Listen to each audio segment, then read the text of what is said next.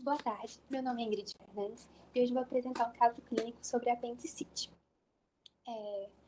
Primeiro, eu vou abordar um pouco da teoria, então falar sobre o melhor método diagnóstico, sobre a anatomia, falar sobre a localização do apêndice, as variações anatômicas, falar sobre os achados de imagem e depois eu vou pro caso clínico em si.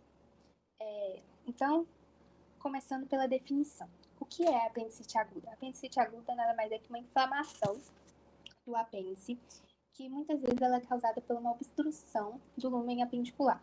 Então, essa obstrução, ela na sua maioria das vezes, ela é causada por um acúmulo de fezes endurecidas nesse apêndice, que é chamado de apendicolito. Então, mas onde está localizado esse apêndice? O apêndice, ele está localizado na fossa ilíaca direita. Mais especificamente, no ponto de McBurney. O ponto de McBurney é como se fosse um local que é determinado por uma linha imaginária da crista ilíaca direita até a cicatriz umbilical. Então, a gente traça essa linha, divide ela em três partes iguais. As duas partes laterais, ou seja, mais perto da crista ilíaca, é a localização do apêndice.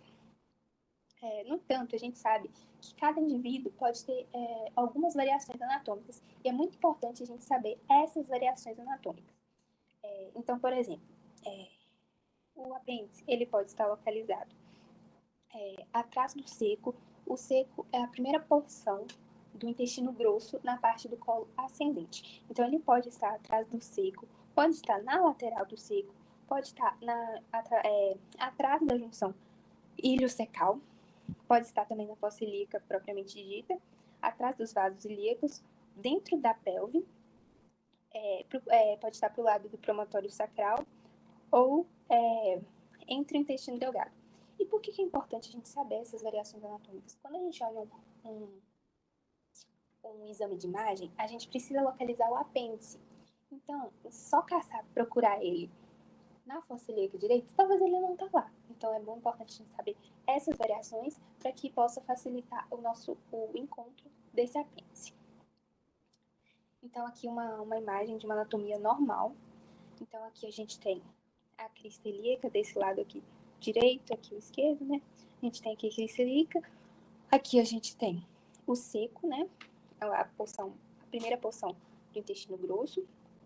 E aqui a gente tem o apêndice. Aqui a gente consegue ver ele de uma atenuação de partes moles, ou seja, ele está apresentando esse cinza aqui, que é uma apresentação hiperdensa, né? Não totalmente hiperdensa, mas mais clarinha, né?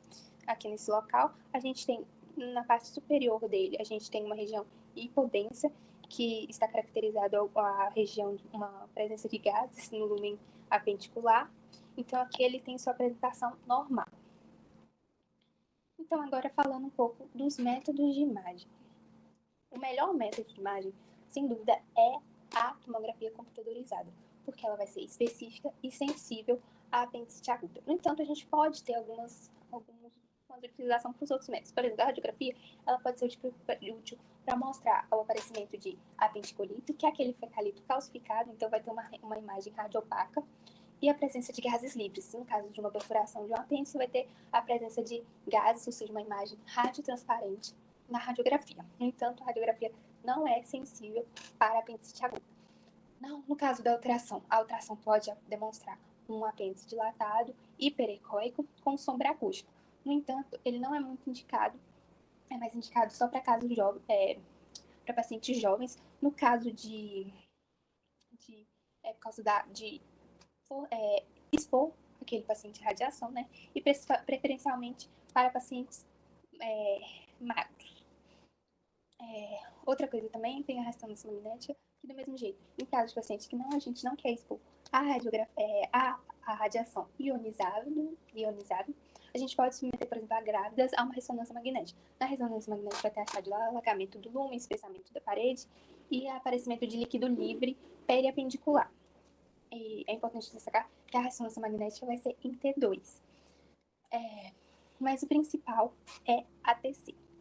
Então, a tomografia computadorizada é sensível, é específico, tem algumas alterações de saber se vai, algumas bibliografias que dizem que tem que usar contraste, outras dizem que não. Então, há uma divergência entre a utilização de contraste de instituição para instituição. No entanto, a radiografia, a referência que eu peguei, disse que alguns indicam o uso de contraste oral em casos de paciente com IMC baixo. Então, aqui a gente tem um exemplo de uma radiografia. Aqui a gente tem a presença de um apendicolito, aqui a região cecal, a crista ilíaca, e aqui o apêndice inflamado, então, com a presença de um apendicolito.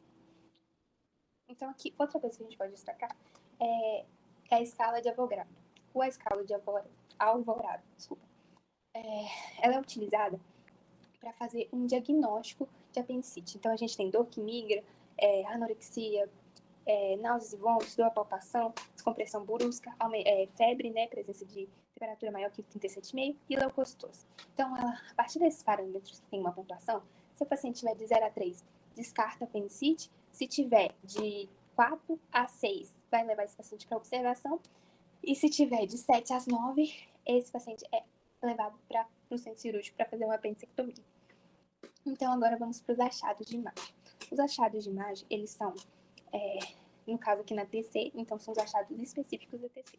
A gente vai ter, então, um apêndice dilatado maior que 6 milímetros.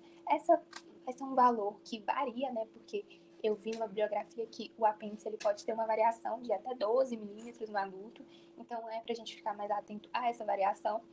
A gente pode ter um espessamento da parede do apêndice, ausência de preenchimento de contraste, no caso, se for utilizado contraste, a gente vai ter o apêndice não vai ser preenchido com aquele contraste. A gente tem uma presença muito importante no caso de, se tiver a presença de dor abdominal mais o apendicolita, 90% dos casos vai ser apendicite. Para levar o diagnóstico, né? Então, dor abdominal mais apendicolita. Pode ter uma perfuração, no caso de tiver a presença de ar extraluminal. A inflamação periapendicular, ela é vista como um borramento da gordura. Então, um borramento na gordura periapendicular. A gente vai ter um aumento na densidade dessa gordura, então, podendo ser vista pela TC. E a gente vai ter 2 sinais secundários que podem levar ao diagnóstico, que se referem ao espessamento do ápice secal, que é o sinal da barra secal, que ele significa que ele é um sinal secundário, que significa o aparecimento de tecido mole, um aparecimento de um tecido mole que vai estar separando o seco do apêndice. Então, o seco vai estar cheio de contraste, vai ter o aparecimento de um tecido mole e vai ter o apêndice sem contraste. E outro sinal é o sinal da ponta de seta, que vai ser um espessamento focal do orifício apendicular, então do ósseo apendicular. Então, o que vai acontecer? O contraste no seco vai assumir uma configuração de ponta de seta apontando para o apêndice. E no caso também outro sinal que a gente tem, que não é específico, mas se tiver junto com dor abdominal, a gente pode pensar em apendicite, que é o apendicolito, que é essa calcificação de fezes. Então, aqui a gente vai ter as imagens no TC, aqui a gente tem essa primeira imagem aqui. A gente tem o sinal da barra secal, que a gente vê aqui a presença de tecido mole, o seco cheio de contraste, e aqui o apêndice inflamado, que aqui a gente tem um pouquinho de borramento da gordura. Aqui agora a gente tem o sinal da ponta de seta, que a gente vê aqui, ó, bem a formação de uma setinha de contraste do seco para o apêndice, apontando para o apêndice. Aqui a gente tem aquela mesma TC do sinal da ponta de seta, um pouquinho mais para baixo, que a gente consegue ver o apêndice aqui com o espessamento da parede, né? E aqui também a presença de um apendicolito. Então, agora a gente vai apresentar o caso clínico em si. Então, vamos lá apresentar o caso clínico. Então, vamos começar aqui agora do caso clínico. A gente tem aqui primeiro o coração, a aorta, o esôfago. A gente vai descendo aqui, né, para a parte abdominal. Aí a gente tem o estômago, o baço, o fígado. A gente tem aqui a aorta.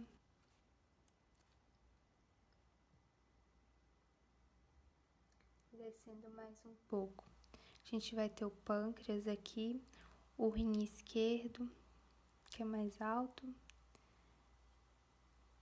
A gente tem aqui o rim direito, vesícula biliar.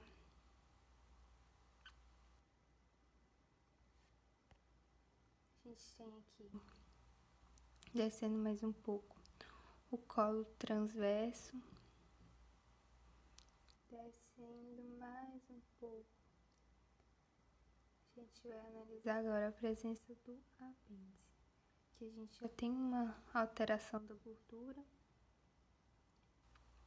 Aqui a gente tem a válvula iliocecal. Aqui a gente tem o apêndice. Então, vou confirmar se é ele, porque ele tem que ter fundo cego, que sumiu. Aqui, ó, a presença dele aqui. Sumiu. Então, aqui essa bolinha, essa parte redondinha aqui é o apêndice. Então, agora, a gente vê que tem uma alteração da gordura aqui, periapendicular, e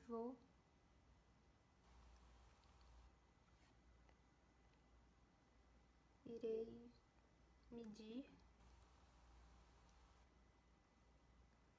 Tá dando 1 centímetro, então, de diâmetro. Então, tá maior que o previsto, né? Deixa eu só medir de novo. Aqui,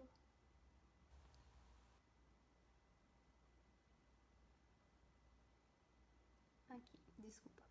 9 milímetros. Tá maior do que 6, né? Então, mais o borramento da gordura é um forte indicativo de apendicite. Então, vamos descer aqui só para confirmar o resto, se não tem nenhuma alteração. Aqui, psoas.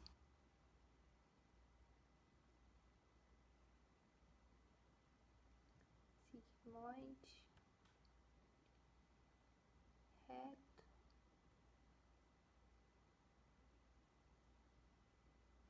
Não tem mais nenhuma alteração.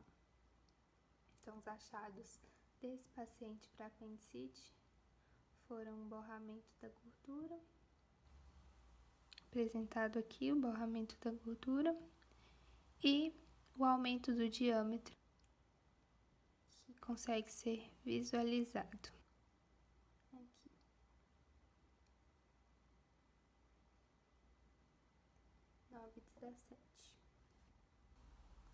Então, com essas alterações de borramento da gordura e aumento do diâmetro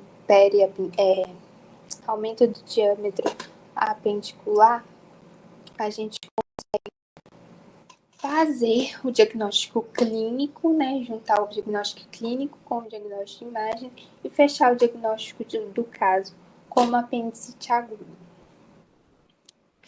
É isso, obrigada. E essas foram as minhas referências.